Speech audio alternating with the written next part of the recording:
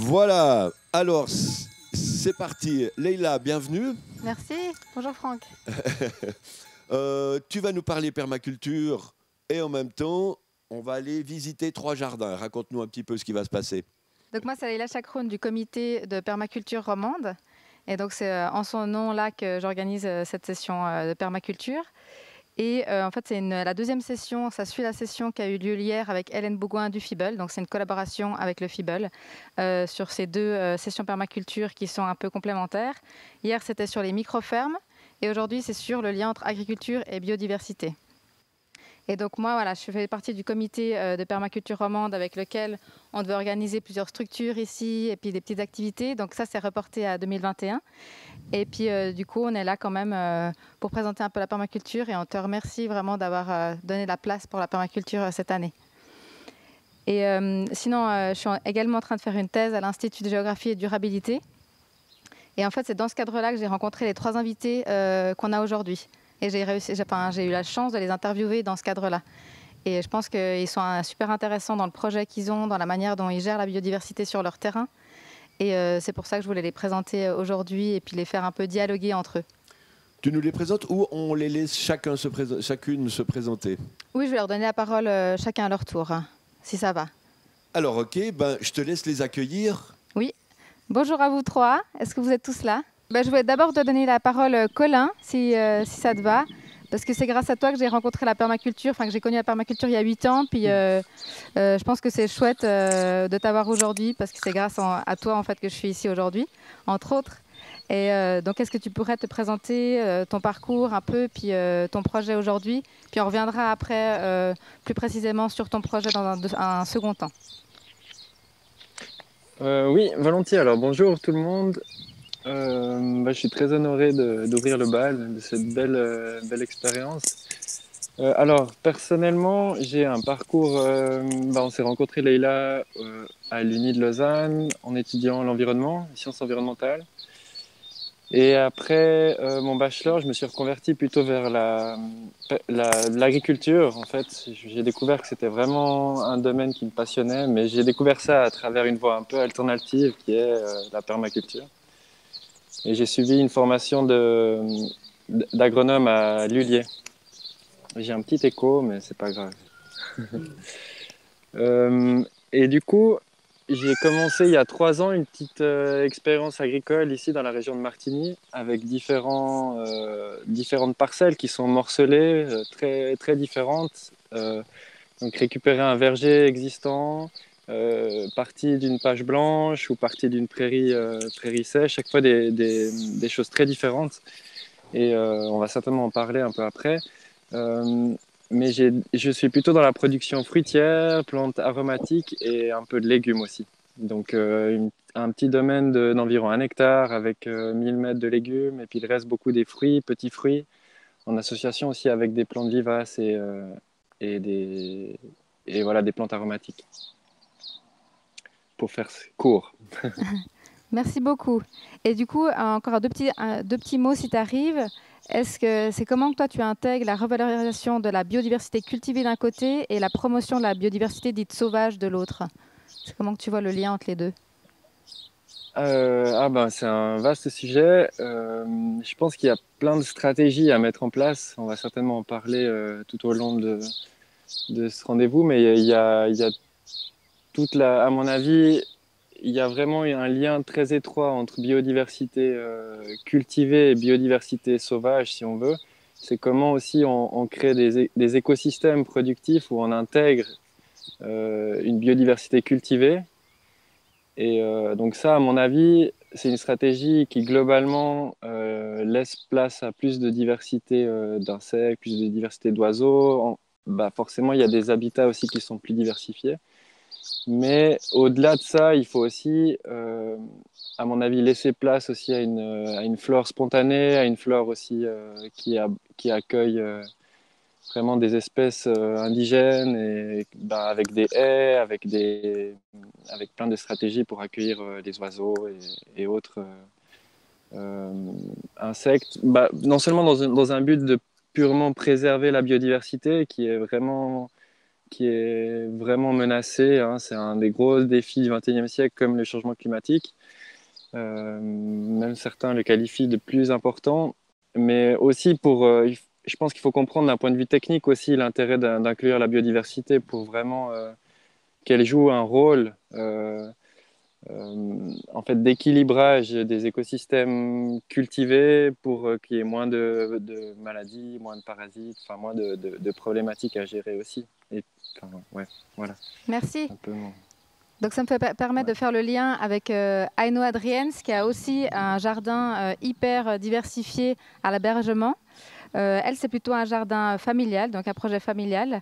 J'ai connu Aino Adriens à travers sa chronique sur la permaculture dans Terre et Nature en 2016. Donc, je vous renvoie à cette chronique qui est super intéressante où on voit un peu l'évolution de son jardin. Aujourd'hui, elle va aussi un peu nous raconter ce jardin dans lequel elle est actuellement. Donc, Aino, est-ce que tu peux un peu te présenter puis présenter ton projet familial? Alors, oui, bonjour à tous. Donc, voilà, moi, je m'appelle Aino Adriens. Donc, en fait, je suis botaniste, biologiste, passionnée de nature depuis toujours. Et puis, mon mari aussi, en fait, on vient des milieux de la protection de la nature. Et on a eu la chance d'acquérir ce terrain et cette maison au pied du Jura il y a une vingtaine d'années. Maintenant, ça fait 23 ans. Et puis, dès le départ, on s'est attelé à créer dans le verger en fait, de 4000 m² qui entoure la maison. On s'est attelé à accueillir au maximum la nature. Donc en créant des mares, en plantant des haies, en recréant des murs en pierre sèche, etc. On faisait un jardin bio, évidemment, du premier coup. Enfin, dès le début, on a fait du bio. Et puis, petit à petit, on a découvert la permaculture. Enfin, c'est relativement récent. Pour tout dire, c'est il y a 5 ans en arrière, en fait. J'ai eu l'occasion de faire un reportage à la ferme du Bec et Loin, que tout le monde connaît, hein, un grand nom de la permaculture, une belle référence. Et puis j'ai vu que là, vraiment, tout était mélangé, la nature, les cultures, tout.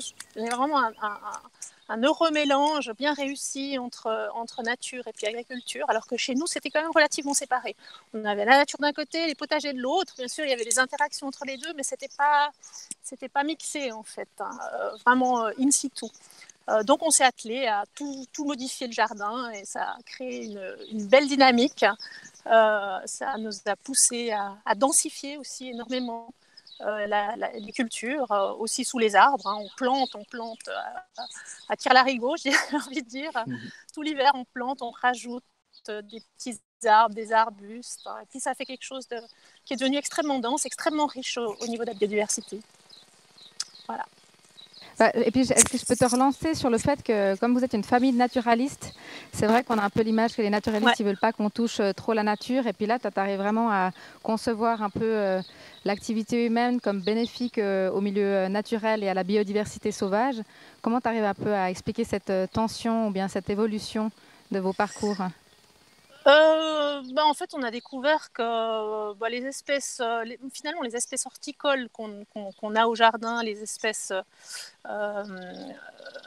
les espèces maraîchères, en fait, viennent souvent aussi de l'étranger. C'est vrai qu'on a souvent un peu une tension entre espèces indigènes et espèces horticoles. Il faudrait mettre que de l'indigène ou bien et exclure les espèces horticoles, alors que finalement, je crois qu'il y a une cohabitation qui est tout à fait favorable, aussi bien au niveau des espèces ornementales que des espèces cultivées. Puis il y a une entraide qui se fait évidemment, puisqu'on a des pollinisateurs qui vont se retrouver des deux côtés en fait. Hein. Eux, ils ne voient pas la barrière.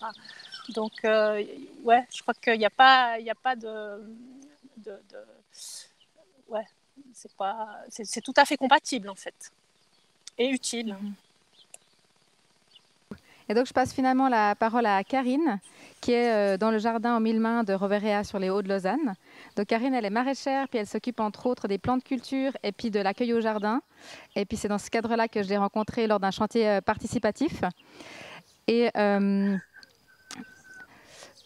toi, c'est un projet encore différent, c'est un projet collectif, c'est un projet citoyen. Est-ce que tu peux nous en dire un peu plus, ton parcours, comment tu en es arrivé là et puis comment tu intègres la permaculture dans ce jardin? Alors bonjour à tous, je m'appelle Karine Tesselberger. J'ai un parcours un peu atypique. Moi, j'ai été infirmière en psychiatrie durant une dizaine d'années.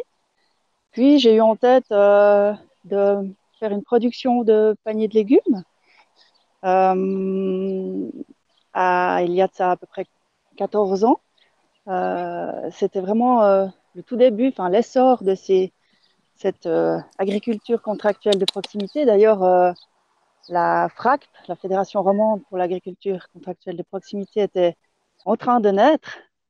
Et puis, je me suis donc lancée dans un CFC de maraîchère à l'école de Châteauneuf à Lyon, pour l'agriculture. Et j'ai, en fait, directement, avec ce CFC, travaillé dans le maraîchage social. Donc, j'ai pu vraiment lier, enfin, c'était quelque part quand même un choix, une intuition, que j'allais pouvoir lier ces deux parcours, ces deux carrières. Et effectivement, c'est depuis maintenant à peu près voilà, 14 ans à peu près, que je travaille avec ces doubles casquettes, donc maraîchère et encadrement social. Voilà, cette casquette-là, elle est assez donc, j'ai travaillé à l'association La Branche avant, qui est une institution qui accueille des personnes en situation de handicap. Comme monitrice d'atelier jardin, ils ont une production très diversifiée de légumes. C'est là-bas que j'ai beaucoup appris au fait ce métier. Et puis j'ai eu ensuite mes enfants et je dirais que c'est là que j'ai aussi tâtonné, découvert, entendu parler de la permaculture. D'abord, à l'époque, j'avais vraiment entendu parler de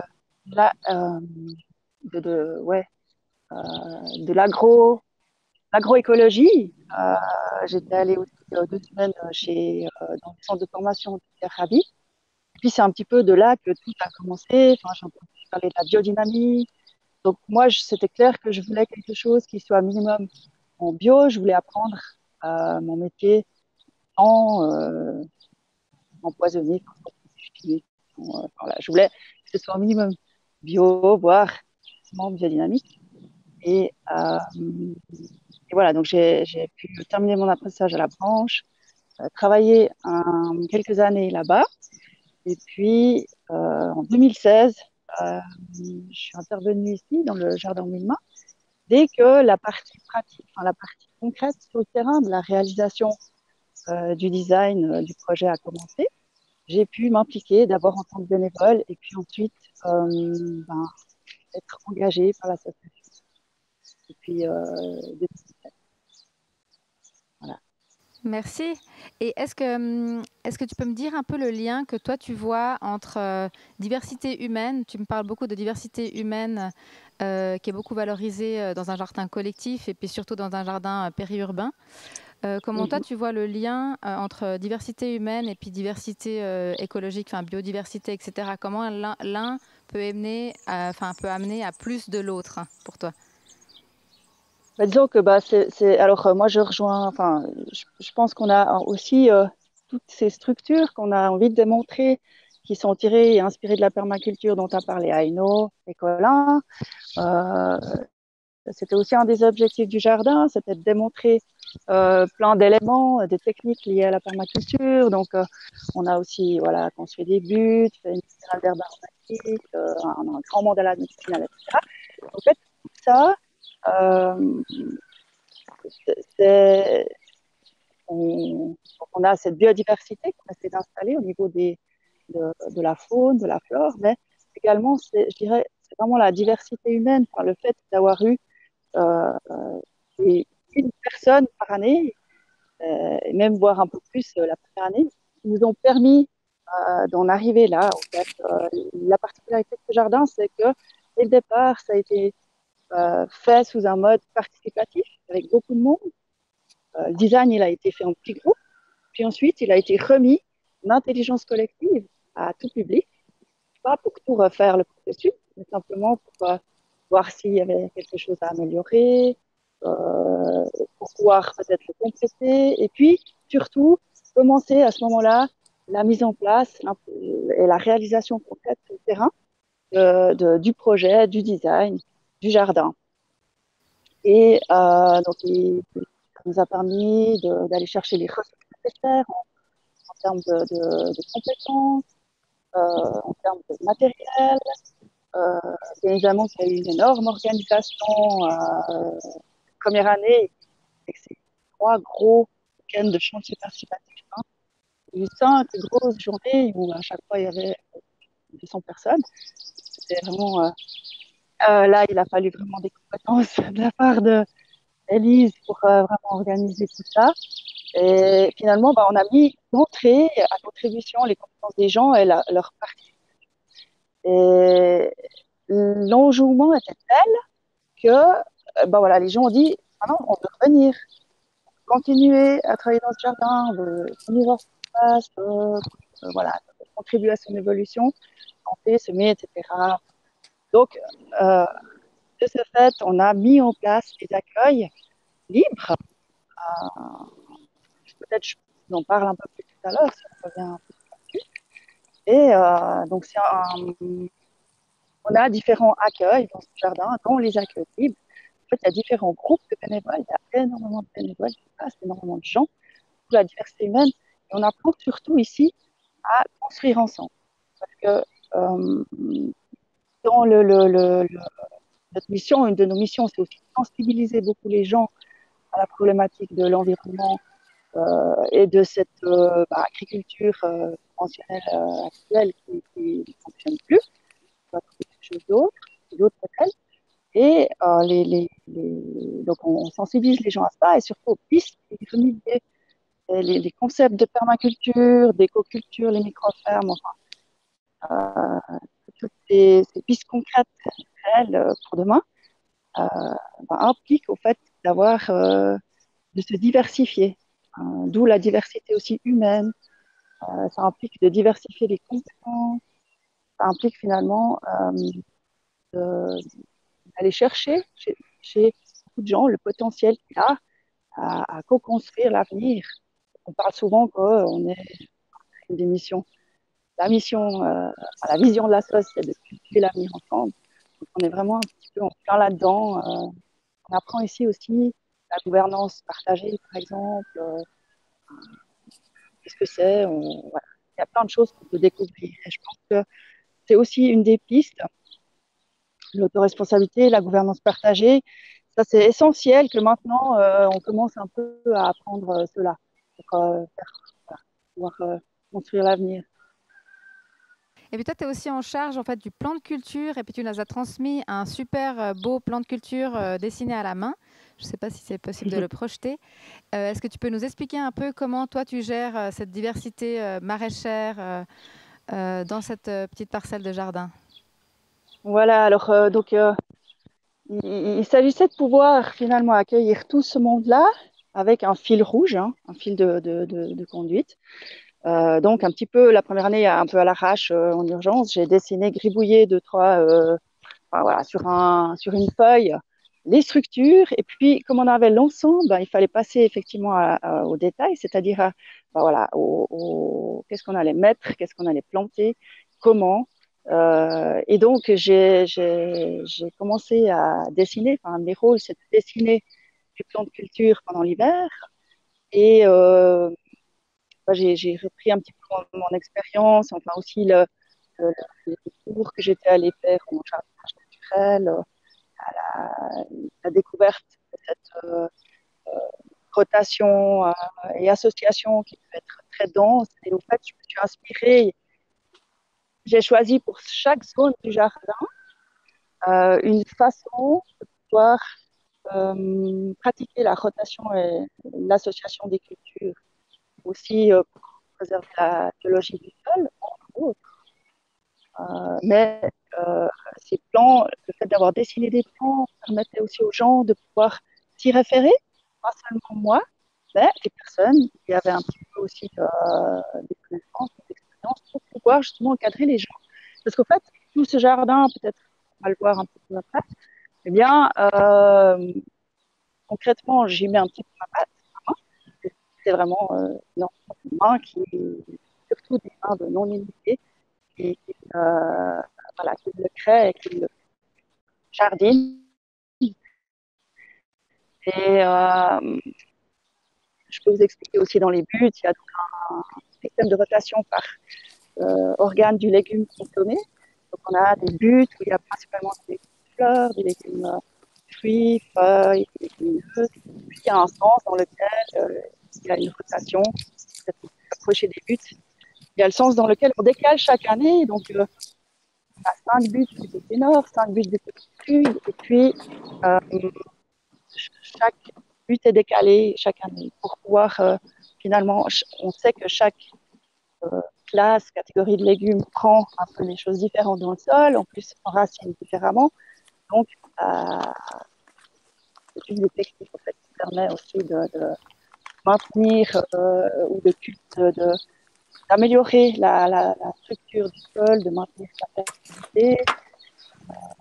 Et puis, voilà, c'est aussi en même temps, ça permet d'absorber toutes les personnes qui viennent travailler. Donc là, j'ai rotation continue. Voilà, enfin, mais je peux vous en expliquer beaucoup, mais je n'arriverai pas à vous expliquer. Toute cette diversité potagère, on te repassera la parole dans un second temps pour lancer peut-être Aino Adrienne, qui est aussi dans le haut de son jardin, qui est aussi une zone plutôt potagère. Est-ce que tu pourrais nous en dire plus et nous montrer peut-être un peu? C'est la partie exposée sud qui est ombragée par une haie, en fait, parce qu'on a la maison des voisins juste derrière. Donc, on a planté quand même une haie pour se séparer. Et puis, voilà, on va se rapprocher du potager. Alors, avant, c'était un potager qu'on cultivait en bio. On n'avait pas de terrasse. Et puis, depuis qu'on a découvert la permaculture, on a créé ces espèces de terrasses. Au départ, c'était plutôt des buts, mais ça ne fonctionnait pas très bien sous forme de buts parce qu'on avait pas mal d'érosion. Donc, on a fini par faire des espèces de plateaux, en fait, dessous pour retenir le terrain, comme le terrain est légèrement en pente. Alors, du coup, ça nous permet, en fait, d'avoir des buts qui sont des planches de culture qui sont permanentes. Elles ne sont plus du tout piétinées. Donc, c'est un sol qu'on peut pailler en permanence. Là, il y a un mulch, il y a des orties, il y a de la paille, il y a de la paille de miscanthus qui a été broyée au hache-paille notamment. Alors ici, ce que je voulais vous montrer quand même, comme c'est la thématique biodiversité, on a rajouté une petite mare donc, qui est sur le haut du jardin. Ça nous a été directement inspiré de ce qu'on a vu au Bec et Loin. C'est l'intégration de toutes petites mares, même de très petites surfaces, de 3 mètres carrés. Donc, ça nous a été inspiré par le Bec et Loin. Alors, on a fait un joli mur de pierre sèche tout autour. Ça, c'est relativement récent. En fait, on a profité du confinement. C'est mon fils qui a réalisé le petit mur. Voilà. Alors, tout autour, vous voyez qu'il y a un mélange en fait d'espèces sauvages, d'espèces cultivées. Là, on a des phlomis, mais on a aussi on a des géraniums, on a de l'ail éléphant. Donc ça, c'est des espèces de vivaces comestibles. Si vous voulez, je peux même vous montrer un petit crapaud accoucheur. C'est c'est un petit batracien très rare, enfin qui est relativement rare, qui est protégé, et puis qui se trouve, il se trouve très bien dans notre jardin depuis au moins une vingtaine d'années. Alors il chante tous les soirs, on l'entend faire des petits sons de flûte sous nos fenêtres. Alors en fait, il est caché sous le gros caillou là. Voilà. Est-ce que je vous le montre ou bien est-ce que ça vous intéresse? Oui, montre-le. Ok. Alors. Il est juste là. Alors, attendez que je réussisse à le... Voilà. On voit ses œufs, là. Vous voyez? Il est juste caché. Alors, c'est un petit crapaud. C'est le mâle qui porte les œufs juste après l'accouplement, en fait. Il récupère les œufs. Il les colle derrière ses pattes. Et puis, toutes les nuits, en fait, il va le tremper dans la mare jusqu'à l'éclosion des têtards. Voilà. Alors, je vais le recouvrir parce qu'il n'aime pas ça. Voilà, il a besoin d'ombre. Il a son petit creux, donc je ne risque pas trop de l'écraser sous le caillou. Alors, depuis qu'on a créé cette petite mare, on voit aussi des couleuvres. Des jeunes couleuvreaux, en fait, qui viennent se tasser la cloche en fait pour manger pour manger les têtards qui se trouvent dans la mare. Donc voilà, donc vous avez le potager qui est juste à côté, hein, ce qui fait que alors ça fait tout à fait bon ménage. On a les crapauds qui trouvent effectivement plein de nourriture dans le potager. Quand on jardine, ça nous arrive très souvent d'effrayer de débusquer plutôt une grenouille rousse qui est cachée par exemple sous les feuilles de courgettes. Elles adorent ça, hein, parce que c'est ombragé, c'est humide. Donc elles nous rendent service aussi en mangeant éventuellement les œufs de limaces, en mangeant des petits insectes. Et puis bon, elles créent de la vie au potager en fait, hein. Donc c'est toujours très agréable de travailler avec elles en fait. Et est-ce que du coup, je pourrais passer la parole à Colin pour qu'il nous présente lui aussi peut-être ce qu'il y a autour de lui. Je ne sais pas si tu avais sélectionné une structure ou un élément particulier que tu voulais nous montrer. Oui, alors je peux faire ça avec grand plaisir. Je n'ai pas l'habitude, c'est la première fois que je participe à une aventure comme ça, puis je vois ma batterie fondre comme neige au soleil. Alors c'est pour ça que j'ai été me réfugier vite pour recharger un petit peu la batterie dans la voiture. Alors, donc pour revenir j'inverse la vidéo. Donc ici c'est un verger d'abricots et de pruneaux. Donc j'ai différentes parcelles, mais ici j'ai récupéré ce verger qui était déjà planté avec des abricotiers. Je ne sais pas si vous voyez un peu plus au loin là, mais des abricotiers qui ont quand même quelques dizaines d'années.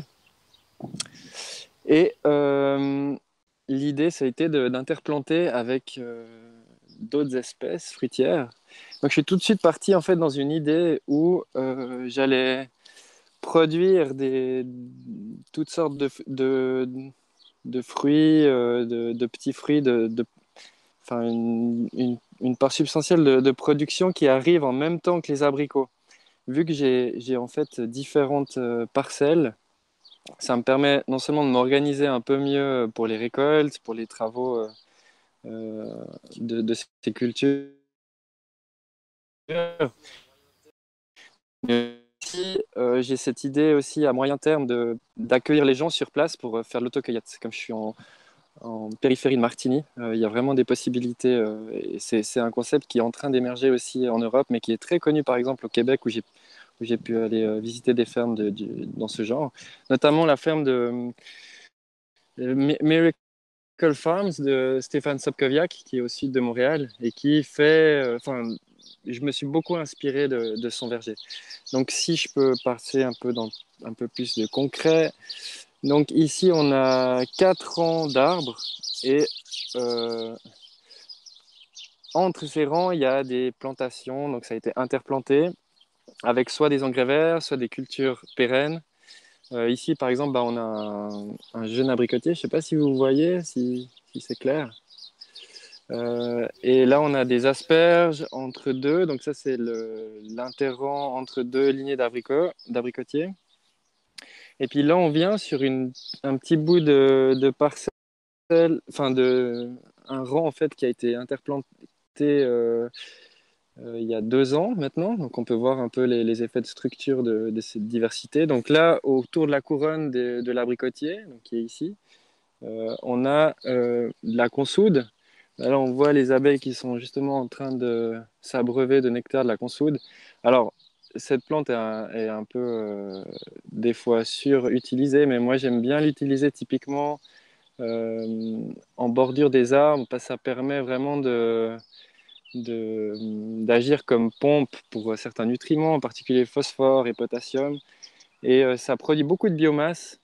Donc on peut la couper plusieurs fois par année et je l'utilise après en paillage au pied des arbres. Donc on l'utilise vraiment comme une pompe biologique pour créer du mulch si on veut.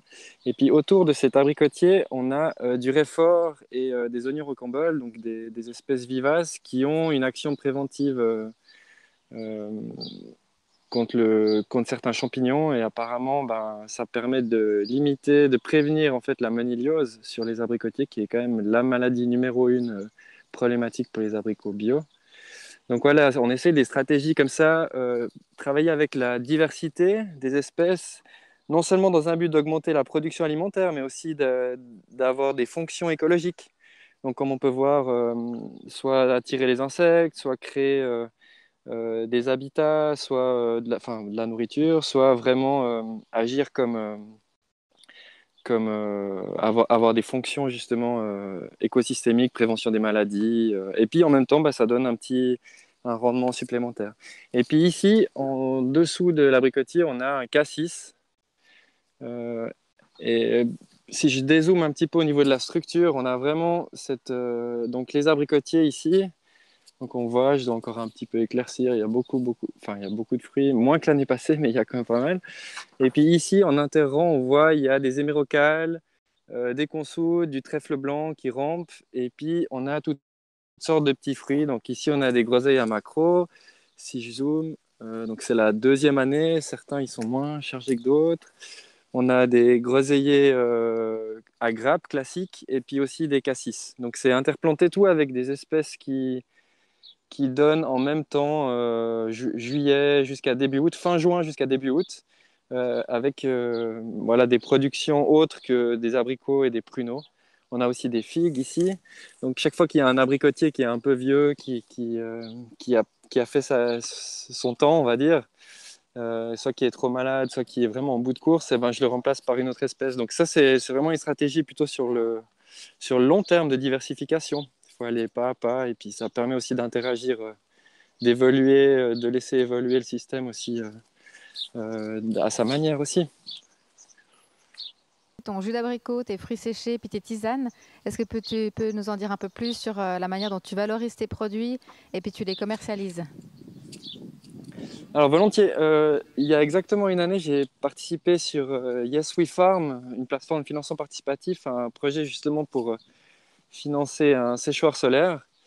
Donc j'ai l'idée en fait de produire toute cette diversité de fruits, de petits fruits, de plantes aromatiques et tout ça. Ça permet non seulement de futurs qui pourront venir dans des sortes de ce que Stéphane Sokoyak appelle les allées épiceries, donc des épiceries un peu du futur où on est en plein air, on entend les oiseaux et en même temps on fait son panier en fait, on fait son caddie. Euh, et puis l'idée c'est vraiment aussi cette diversité, c'est étalée tout au long de l'année et j'ai aussi une marge pour pouvoir sécher toutes sortes de fruits. Alors si on n'a pas toute la production en même temps, ça nous permet vraiment de valoriser au maximum des outils comme le séchoir. Et puis je fais depuis l'année passée des mélanges de fruits secs. Donc il y a figues, abricots, pruneaux, reine-claude, poires, pommes. Et puis j'ai fait des essais de physalis, mais c'est tellement laborieux que... Et bon, après, il y a beaucoup de fruits qui sont en train j'essaye beaucoup de choses différentes, des argousiers ici devant moi. Là, on a aussi la mélanchier. Donc il commence à produire, c'est sa deuxième année. C'est tous des fruitiers, à mon avis, qui mériteraient vraiment qu'on porte beaucoup d'attention à l'avenir. Parce que ça donne à différents... Bon, la mélanchier donne au mois de juin, c'est encore une période où il n'y a pas beaucoup de fruits. On a aussi le mûrier. Enfin voilà, vraiment arriver avec plus de diversité de périodes de culture, mais aussi de saveurs, de nutriments. Enfin voilà, c'est un peu la démarche dans laquelle je Au m'inscris. studio, on repasse sur Karine. Karine, tu es là? D'accord, ok. Est-ce que tu peux nous détailler un peu ce que tu vois ou bien choisis-nous une structure que tu as envie d'expliquer qui illustre un peu le jardin et la biodiversité? Oui, alors nous on met aussi donc on implante beaucoup de diverses variétés d'espèces dans les vivaces, les aromatiques et médicinales. On en met souvent au bout de but pour cet effet protecteur. Donc là, on voit les buts. En fait, j'ai beaucoup installé certaines plantes dont on a déjà parlé, comme par exemple la bourrache ou bien évidemment, on a aussi beaucoup de food, d'ortie, du calendula, toutes ces fleurs qui prennent soin aussi du jardin. La bourrache, on l'utilise aussi pour le paillage. Donc, Je vais juste vous expliquer que là, je pense que je me suis laissée un petit peu avoir parce que j'ai donc arraché ou coupé la bourrage pour utiliser en paillage direct parce qu'elle envahit vraiment beaucoup cette butte. Et puis, on a en même temps pas mal attiré un peu les limaces. En même temps, ben, ça peut être une stratégie de les attirer justement par des plantes qu'elles adorent, qui sont fraîchement coupées et qui sont juste première décomposition. Et puis de l'autre côté, ben, on l'a laissée encore vivante tant qu'elle nous envahit pas trop les brocolis. Et puis là, finalement, je pense qu'ils ont été un petit peu mieux protégés parce qu'on les éloigne totalement. Donc ça, c'est un semis d'engrais vert dans les buttes, par exemple, en attendant de pouvoir y planter les légumes fruits. Donc, comme c'est un petit peu plus tard, ça fait aussi du bien de pouvoir occuper la terre et de ne pas la laisser à nu ou alors changer de méthode plutôt que d'utiliser chaque fois du paillage. Je voulais vous montrer la spirale d'herbe aromatique qui est vraiment un exemple de microclimat. Elle utilise aussi la hauteur, donc on va dire le jeu de lumière aussi, d'ombre, hein, et puis la pente, ce qui permet d'avoir des zones où il y a plus de plantes qui aiment les sols plutôt secs, qui aiment la chaleur, et puis en bas, des plantes qui sont plutôt, qui préfèrent l'humidité. Et on peut au milieu mettre des plantes qui se satisfassent un peu d'un entre-deux. Donc ça, c'est aussi un grand abri de tas de petits animaux, d'insectes.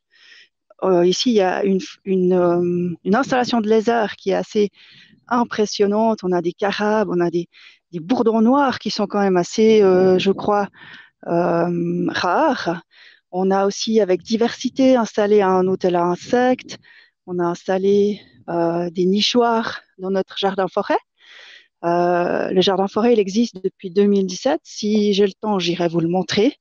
Donc, on le pratique plutôt sous forme de guilde, c'est-à-dire qu'on a un ancien verger de haute tige qu'on a complété avec des espèces de rétropommes, donc des espèces anciennes, de pommes, de prunes, de poires.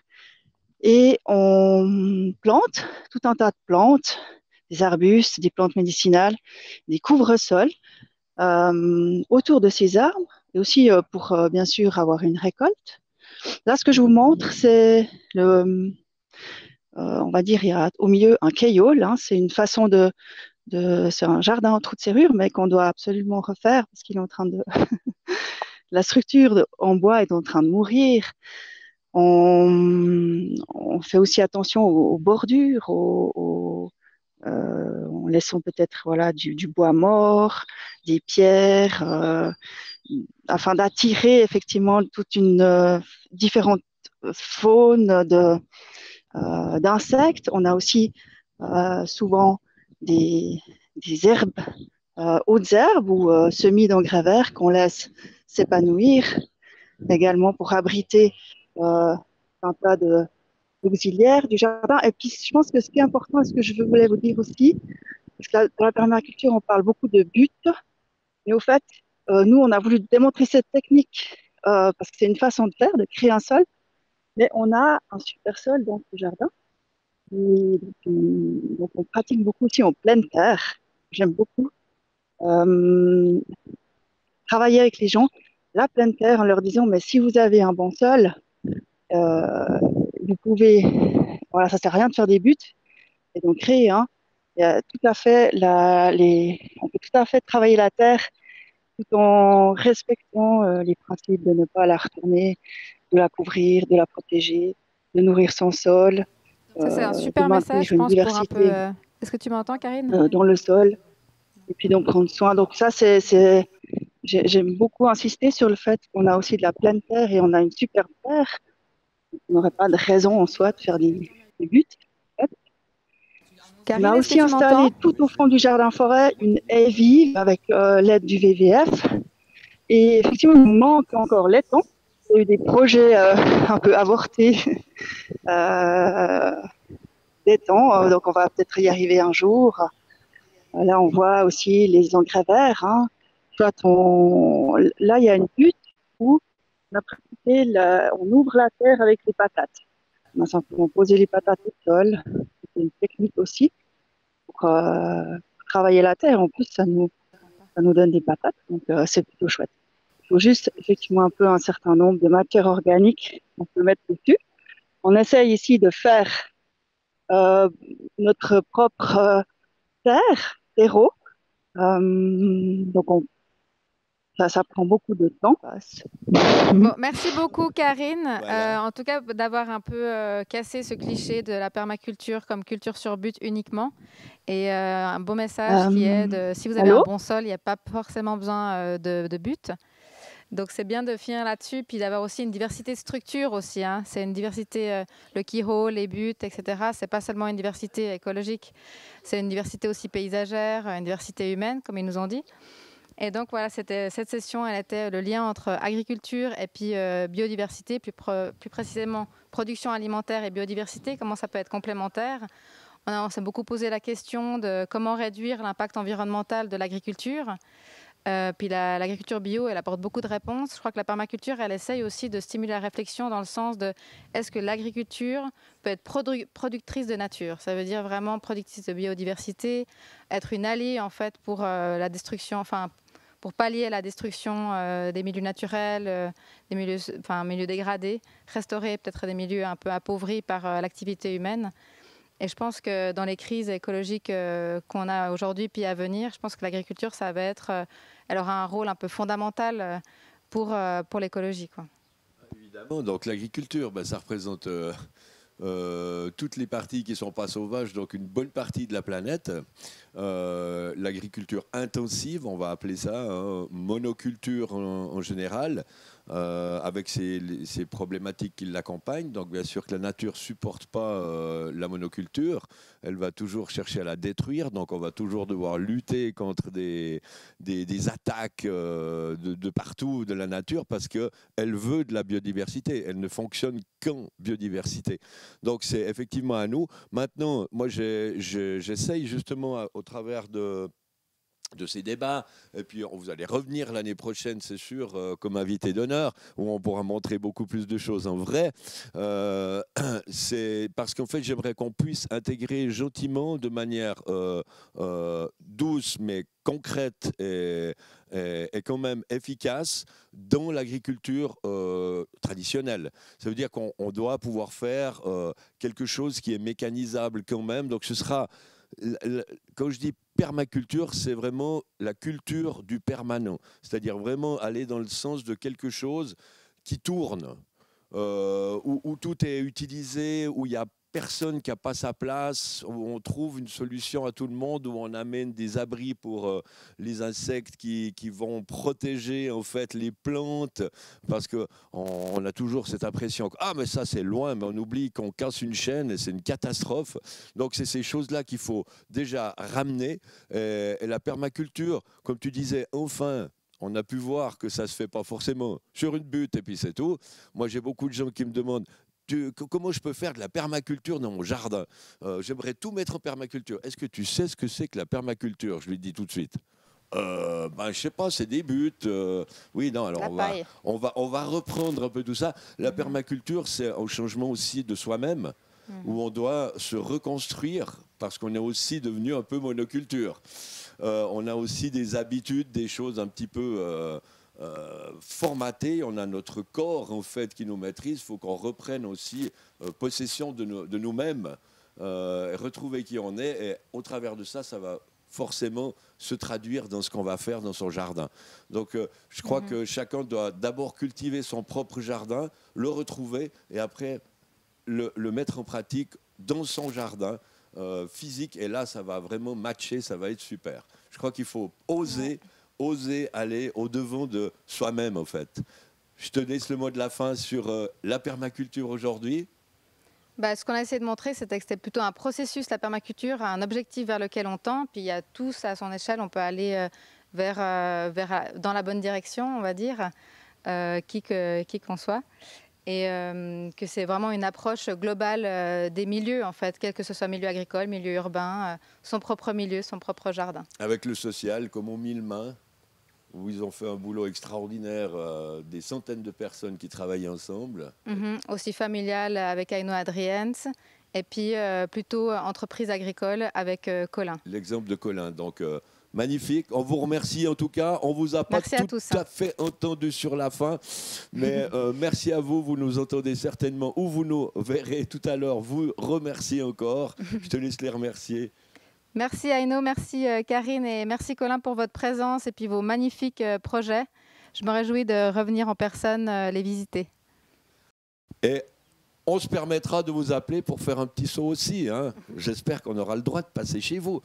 En tout cas, les 1000 mains, c'est public. Ça va jouer. Alors, vous pouvez trouver leurs coordonnées sur le site. Alors, merci à vous, merci à tout le monde. Et puis, on clôt cette partie permaculture.